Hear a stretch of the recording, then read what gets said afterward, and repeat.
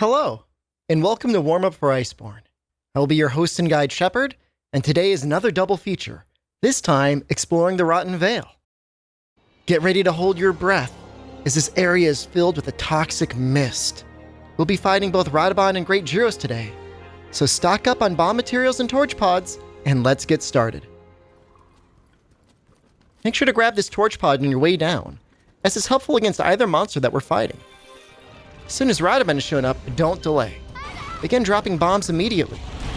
His bony armor protects him from damage and cause your weapons to bounce, but our bombs will quickly remove it. Make sure to place the bombs near his face to start, hopefully breaking it, then doing additional explosions near his two bony back legs. Ideally, his face will be broken, along with one or two legs being broken or almost broken.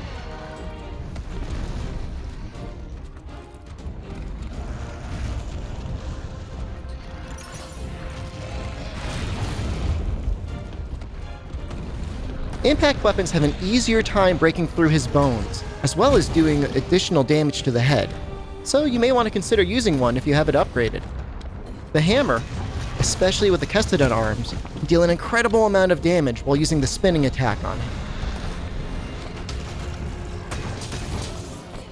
Radobaan has a wide variety of attacks. The most important one to know how to counter is his roll. The more of his bones you break, the easier it is to flinch him out of his roll. Even 1 point of damage will work. Radobaan, like his older cousin the Uragaan, will use his powerful chin for attacks. He'll also sometimes do one really large slam. You can counter or guard through this, but be careful about trying to evade, as the window is very tight. He has one attack where he rolls up on his side and spins forward. Unfortunately, we cannot stumble him out of this, but you can take time to position and counterattack afterwards. Radobaan may not look it, but he's actually a sleep monster. While he's venting his sleep gas, stay out of the way or you'll be put to sleep. One note is I couldn't actually get him to do his full sleep, just his weak and exhausted sleep. Be careful with the real deal. Ranged weapons should be able to safely hit the head, but be careful if you've got shorter ranged weapons. The teeth in this area can actually be dropped on a Radobaan if you aim for them carefully. I usually try to save my pods for a trip, but they can be fun to use. Well, that's it for Radobaan. Let's explore the Rotten Vale some before heading back. Oh, and make sure to check out any bone piles. The warp bones we get will be helpful later on. Dropping down, we're going to land in a really gross part of the Rotten Vale. There's a tunnel here where we'll usually find the Great Girros that also contains a great deal of parashrooms. Continuing on, we'll spot the Great Girros, but don't fight him just yet. We'll fight him during his optional to get bonus rewards. Just past this Girros is an area full of explosive mushrooms. Wearing the ghillie mantle, we can drop into the pool of water and capture a couple gunpowder fish. Either these or the Devil's Blight mushrooms allow us to upgrade our large barrel bombs to mega barrel bombs, doing double damage. From here on out, I'll be using these, so make sure to keep them in mind if you're struggling against a monster. Okay, so we're tracking down the Great Girros now. Make sure to pick up your torch pods again. When we encounter him, he'll usually be surrounded by his crew of Girros. Laying down torch pods will keep them away, and make it more of a one-on-one fight.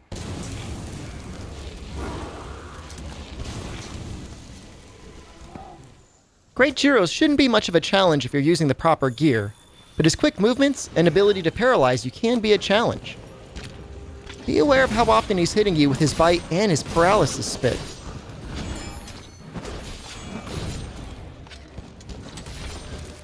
Get hit too much and you'll be paralyzed on the ground. If you don't have enough life, he might take you out. If you're lucky though, your cat will save you. He has breaks in both his head and his arms. And like the Great Jagras, breaking his arms will cause him to fall over, giving you plenty of time to deal out additional damage.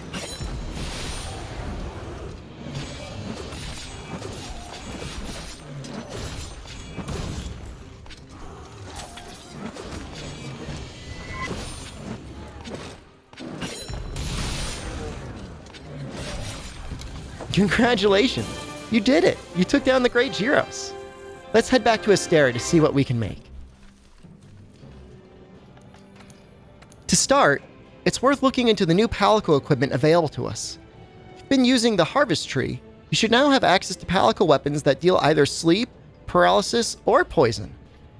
Status effects are great on your Palico companion, and it's always a good idea to match up the status against what you're going up against, so feel free to change them around.